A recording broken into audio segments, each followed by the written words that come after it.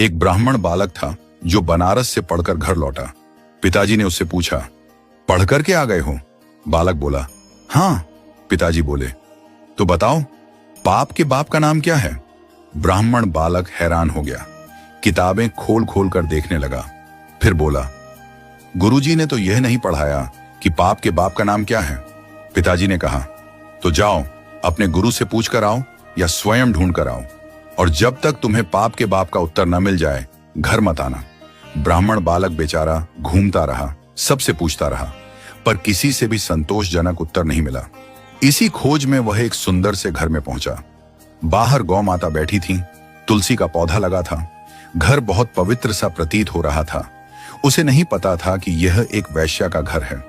उसने सोचा, थोड़ा अन्न जल ग्रहण कर लूं, फिर यात्रा आगे बढ़ाऊंगा। भीतर गया, बैठा। वैश्या ने जल पिलाया। जल पीने के बाद बालक ने पूछा, देवी, आप कोई वैष्णव भक्त हैं? आपका नाम क्या है? वैश्या ने हंसते हुए कहा, नहीं, मैं कोई वैष्णव नहीं हूं, मैं इस नगर की एक वैश्या हूं। यह सुनते ही बालक चौंक गया, पानी का गिलास दूर फेंक दिया और घबरा कर बोला, अब तो मुझे गंगा जल में स्नान करना पड़ेगा, कपड़ों सहित नदी में कूदना पड़ेगा। मैंने बहुत बड़ा अपराध कर दिया। पाप के बाप को खोजने निकला था और एक वैश्या के घर का पानी पी लिया। हरे राम राम राम। पुण्य की बात सोचते हुए वह कान पकड़ने लगा और वहां से निकलने लगा। वैश्या ने उसे रोक लिया। मन में सोचा, यह बालक पाप के बाप को ढूंढ रहा है, ज्यादा दूर न जाने दूं, यहीं पर उत्तर दिला देती हूं। उसने पैर पकड़कर कहा, भगवान, आप जैसे लोग मेरे घर आते हैं, इतने दिनों से भूखे होंगे, पाप के बाप को ढूंढ रहे हैं, कौन जाने कब उत्तर मिलेगा। 2-4 रोटी खा जाइए, कुछ प्रसाद पा लीजिए। ब्राह्मण बालक बोला, तेरे घर का पानी पीकर मैं अपवित्र हो गया, अब कह रही हो तेरे घर का भोजन भी पाऊं? वैश्या बोली, महाराज, मैं आपको दक्षिणा में 5 सोने की मोहर दूंगी, अगर आप मेरे यहाँ का प्रसाद पा लें तो।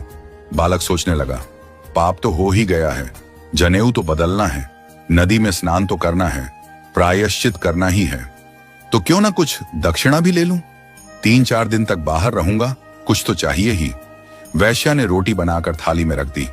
बालक जैसे ही खाने बैठा, वैश्या ने उसका हाथ पकड़ लिया और बोली, महाराज, मेरा मन है कि मैं अपने हाथ से आपको खिला दूं, और यदि आप ऐसा करेंगे तो 5 की जगह 15 सोने की मोहर दक्षिणा में दूंगी। बालक ने कुछ सोचकर मुंह खोल दिया, ठीक है, खिला दो।